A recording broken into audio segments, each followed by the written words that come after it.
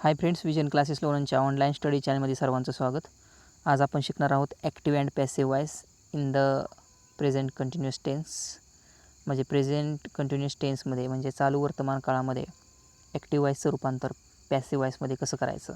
या ठिकाणी present continuous टेन्सचा formula असा आहे: subject plus am is are plus I N G form of the verb plus object. म्हणजे क्रियापदाचं आय एन जी फॉर्म म्हणजे क्रियापदाच्या मूळ रूपाला आपण आय एन जी लावल्यानंतर त्याचा आय एन जी फॉर्म बनतो. उदाहरणार्थ play playing, watch watching, read reading. या पद्धतीनं म्हणजे प्रेझेंट कंटिन्युअस टेन्स आपल्याला ॲक्टिव्ह वॉईसचं रूपांतर पॅसिव्ह वॉईसमध्ये जर करायचं असेल तर त्याचा फॉर्म्युला असा आहे: object of the active sentence. म्हणजे ॲक्टिव्ह वॉईसमधील ऑब्जेक्ट शोधायचं, त्यानंतर त्या ऑब्जेक्टच्या सिंग्युलर आणि प्लुरलनुसार एम इज आरपैकी हेल्पिंग वर्ब वापरायचं. त्यानंतर बीचा form being plus past participle म्हणजे क्रियापदाचं तिसरं रूप. त्यानंतर by plus subject of the active voice. चला तर पाहूया. पहिलं एक्झाम्पल पाहूया. I am reading a story.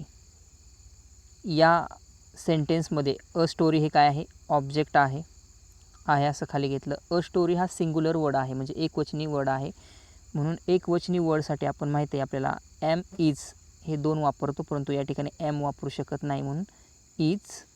A story is. त्यानंतर बेईंग, बीचा फॉर्म आहे असा वापरायचा. रीडिंग या वर्बचा जो बेस फॉर्म आहे तो असतो रीड. याचं तीनही रूपामध्ये रीड रीड रीड असंच होतं, म्हणून या ठिकाणी वर्ब 3 म्हणजे क्रियापदाचं जे तिसरं रूप आहे रीडचं ते रीडच असतं. त्यानंतर बाय आहे असं खाली.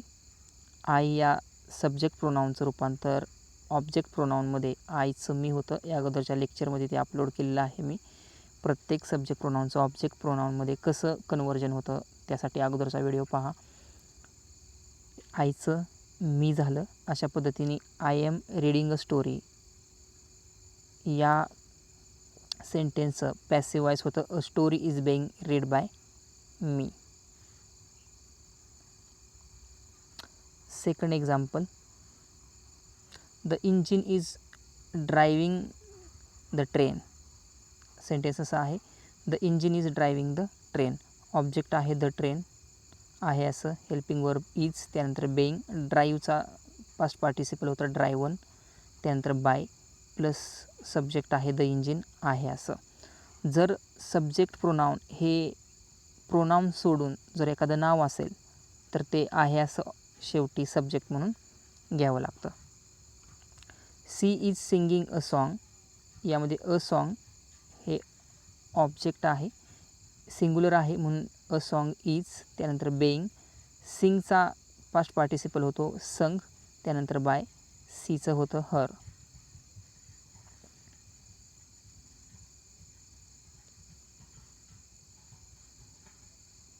त्यानंतर the carpenter is making furniture. या सेंटेन्समध्ये फर्निचर हे ऑब्जेक्ट आहे असं. फर्निचर हा एकवचनी शब्द आहे म्हणून त्यासाठी इज हेल्पिंग वर्ब वापरणार. त्यानंतर बेईंग. मेकचा पास्ट पार्टिसिपल होतो मेड.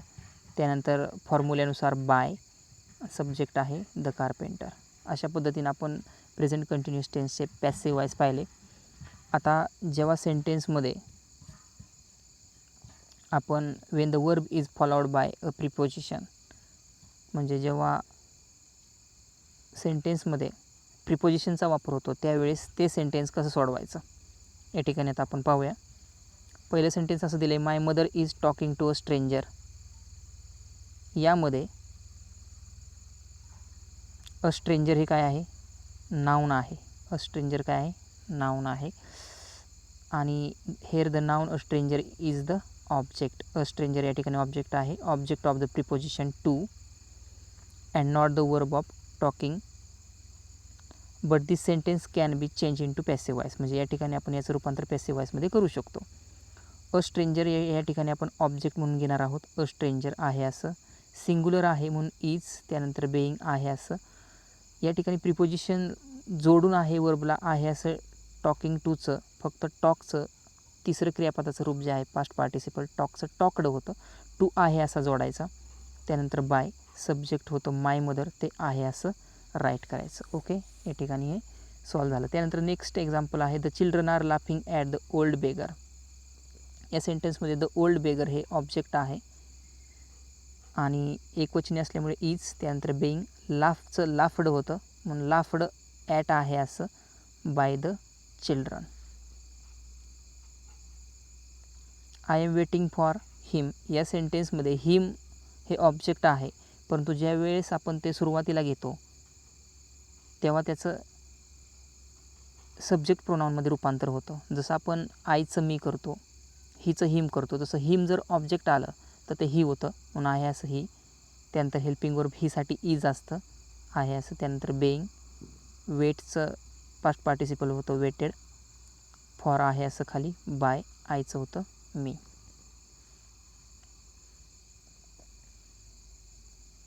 त्यानंतर change negative sentence into the passive. आता निगेटिव्ह सेंटेन्स म्हणजे नकारार्थी वाक्याचं रूपांतर या ठिकाणी आपल्याला पॅसिव्ह वॉइसमध्ये करायचं आहे. फॉर्म्युला असा आहे, when a negative sentence is change into passive voice not will come between am is are and being. म्हणजे जेव्हा आपण निगेटिव्ह सेंटेन्समध्ये पॅसिव्ह वॉइस बनवत असतो निगेटिव्ह सेंटेन्सचा, तेव्हा नॉट हा हेल्पिंग वर्ब आणि बेईंग यांच्याबरोबर मध्ये येतो. चला तर पाहूया एक्झाम्पल्स. पहिलं एक्झाम्पल असं आहे, फॉर्म्युला पाहूया. ह्या पद्धतीचं निगेटिव्ह सेंटेन्स प्रेझेंट कंटिन्युअस टेन्सचा निगेटिव्ह सेंटेन्सचा जर पॅसिव्ह वॉइस करायचा असेल तर हे या फॉर्म्युल्यानुसार करायचा. Object plus am is are plus not plus being plus V3 म्हणजे क्रियापदाचं तिसरं रूप past participle plus by plus S. She is not writing a story. एवढाच चेंज आहे. मगाशी फक्त अफर्मेटिव्ह सेंटेन्स होतं, या ठिकाणी निगेटिव्ह सेंटेन्स आहे. बाकी फॉर्म्युला आहे असं आहे, फक्त नॉट याच्यामध्ये काय झाला ॲड झालेला आहे. अ स्टोरी आहे असं. हेल्पिंग वर्ब इज सिंग्युलर असल्यामुळे हेल्पिंग वर्ब नंतर नॉट, हेल्पिंग वर्ब आणि बेईंग यांच्याबरोबर मध्ये नॉट जोडायचं. बेईंग आहे असं. राईटचा पास्ट पार्टिसिपल होतो राईट रिटर्न. त्यानंतर बाय सीचं होतं हर. या पद्धतीनं असे तुम्ही निगेटिव्ह सेंटेन्स वेगवेगळ्या रूपांची करू शकता, वेगवेगळ्या टेन्सची करू शकता. सिम्पल प्रेझेंटचं करू शकता, सिम्पल पास्टचं करू शकता. त्या ठिकाणी डू डज डीडचा यूज होतो, या ठिकाणी आपण हेल्पिंग वर्बचा वापर केलेला आहे. त्यानंतर आहे इंट्रोगेटिव्ह सेंटेन्सेस. इंट्रोगेटिव्ह सेंटेन्स हे दोन पद्धतीने बनवलं जातं. पहिलं होतं एम इज आरने बनलेले जे सेंटेन्सेस असतात, एम इज आरने बनलेले जे इंट्रोगेटिव्ह असतात म्हणजे प्रश्नार्थक वाक्य असतात, त्याचा चेंज द वॉइस करायचा आहे आपल्याला. आणि त्यानंतर WH वर्ड जे असतात त्यांचाही आपल्याला पॅसिव्ह वॉइस करायचा आहे. The passive form of these sentences will begin with be, am is are. When the active sentences begin with the question word such as म्हणजे जर क्वेश्चन वर्डनं जर सेंटेन्स ॲक्टिव्ह वॉइसमध्ये सुरू झालेला असेल, सच ॲज म्हणजे वेननं, whose, Y, which and हाव या प्रकारच्या प्रश्नार्थक शब्दांनी जर वाक्य ॲक्टिव्ह वॉइसमध्ये सुरू झालेला असेल तर त्याचा passive voice will also begin with a question word. म्हणजे त्याचा पॅसिव्ह वॉइस करताना हे वर्ड सुरुवातीला वापरायचे आणि बाकीचे सगळं पॅसिव्ह वॉइस हे फॉर्म्युल्यानुसार बनवायचं. When the active sentences begin with who or whose. जर ॲक्टिव्ह सेंटेन्स म्हणजे ॲक्टिव्ह वॉइसचं सुरुवात जर हू अँड हुजने झालेली असेल तर the passive sentence will begin with by whom. म्हणजे जर हू आणि हुज या दोन WH वर्डने ॲक्टिव्ह वॉइसची जर सुरुवात झालेली असेल तर पॅसिव्ह वॉइसची सुरुवात म्हणजे पॅसिव्ह वॉइसचं रूपांतर करत असताना त्या सेंटेन्सचं तुम्ही बाय हुम आणि बाय हुज या वर्डने तुम्ही बायने जोडून करायचे आहे. Wien the active sentences begins with whom. जर ॲक्टिव्ह सेंटेन्स सुरुवात जर त्याची हुमने झालेली असेल तर तुम्ही पॅसिव्ह सेंटेन्सची सुरुवात हुने करायची. चला तर पाहूया वेगवेगळे एक्झाम्पल्स. पहिल्यांदा हेल्पिंग वर्बने तयार झालेले जे क्वेश्चन आहेत त्याचं आपण सुरुवातीला पाहूया. पहिलं ॲक्टिव्ह वॉइस असा आहे, are the masons building a house. याचा फॉर्म्युला असा आहे, present continuous tense interrogative when we use helping verbs. Formula असा आहे, am is are plus object plus being plus V3 plus by plus S. या ठिकाणी are the masons building a house या सेंटेन्सचं तुम्ही सुरुवातीला काय करायचं, निगेटिव्हचं जो प्रश्नार्थक वाक्य आहे त्याचं रूपांतर तुम्ही साध्या विधानार्थी वाक्यामध्ये ॲसर्टिव्ह सेंटेन्समध्ये बनवायचं. The masons are building a house असं सेंटेन्स होईल. त्यानुसार ते सेंटेन्स विधानार्थी रूपांतर करून त्याचा तुम्ही चेंज द वॉइस सोप्या पद्धतीने बनवू शकता.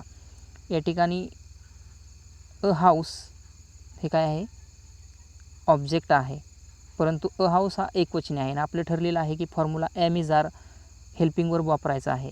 मग ऑब्जेक्ट अ हाऊससाठी आपण इज वापरतो. फक्त या ठिकाणी फॉर्म्युल्यानुसार सुरुवातीला हेल्पिंग वर्ब आला पाहिजे. म्हणजे एम इज आरपैकी एक हेल्पिंग वर्ब सुरुवातीला आलं पाहिजे. या ठिकाणी अ हाऊस हे एकवचनी असल्यामुळे सुरुवातीला इज, त्यानंतर फॉर्म्युल्यानुसार ऑब्जेक्ट आहे अ हाऊस, त्यानंतर बेईंग आहे असं फॉर्म्युल्यानुसार. V3 म्हणजे क्रियापदाचं तिसरं रूप. बिल्डचं बिल्ट म्हणजे सेकंड फॉर्म पण बिल्ट असतो, तिसरा पण बिल्ट असतो.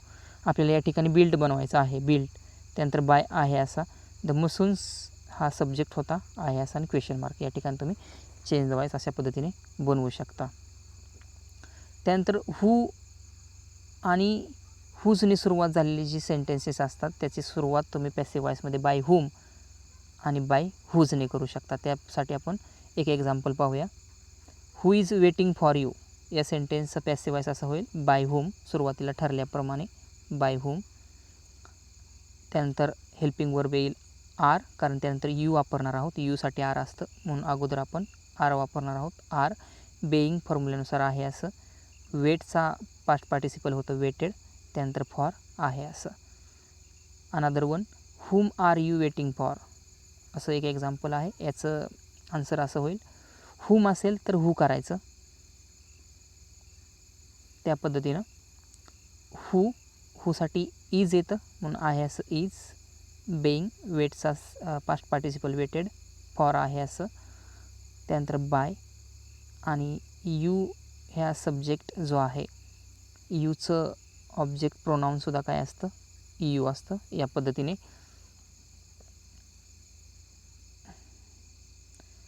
Next sentence, why is he not learning his lessons. याचा आन्सर असं होईल why are his lessons not being learn by him. त्यानंतर शेवटचं आहे whose father is helping you. Whose असेल तर सांगितले सुरुवात बाय हुजने करायची. ऑब्जेक्ट आहे फादरसाठी, फादरनंतर हेल्पिंग वर्ब वापरायचा आर, कारण पुढे यू हे प्रोनाऊन आहे. त्यानंतर यू आहे असं. त्यानंतर बेईंग, हेल्पचा पास्ट पार्टिसिपल असतो, हेल्पड म्हणजे क्रियापदाचं पास्ट पार्टिसिपल म्हणजे क्रियापदाचं तिसरं रूप. ओके, या ठिकाणी आपण वेगवेगळे सेंटेन्सेस पाहिलेले आहेत. यानंतरचे जे व्हिडिओ आहेत ते आपण वेगवेगळ्या काळामध्ये चेंज द वॉइस कसा करायचा हे आपण समजून घेणार आहोत. आय होप तुम्हाला समजलं असेल. काय प्रश्न असतील तर तुम्ही कमेंट्स बॉक्समध्ये लिहू शकता. धन्यवाद.